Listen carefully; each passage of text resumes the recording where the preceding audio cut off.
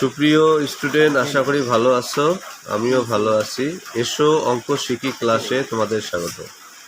আজকে অষ্টম শ্রেণীর 4.3-এর 6 নম্বর অঙ্কটি তোমাদের একটু দেখার চেষ্টা করতেছি।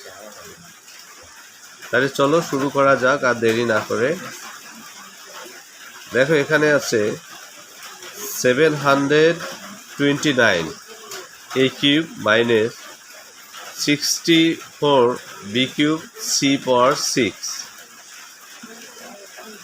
যেহেতু উৎপাদক বিশ্লেষণের চ্যাপ্টার, তা আমরা কিউবের সূত্রের দিকে আমরা যাব।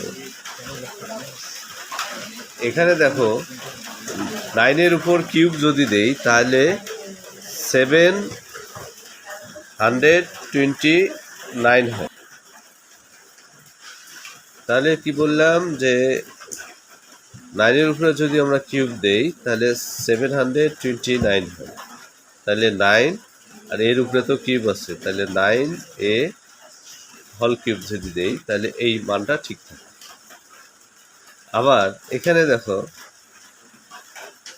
4-এর উপরে যদি আমরা কিউব করি তাহলে 64 হয়।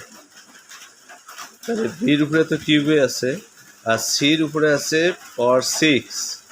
তাহলে আমরা সি স্কোয়ার যদি নেই, 4bc² যদি নেই এবং তার উপর যদি হল কিউবটা করি তাহলে মানগুলো আমাদের ঠিক থাকে।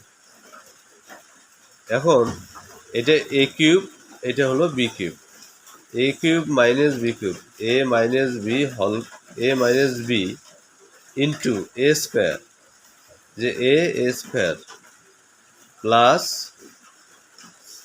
এ ইন্টু বি, এই যে এ ইন্টু বি, এই যে ভিতরেরটা বি, প্লাস এই যে বি তার উপর স্কোয়ার।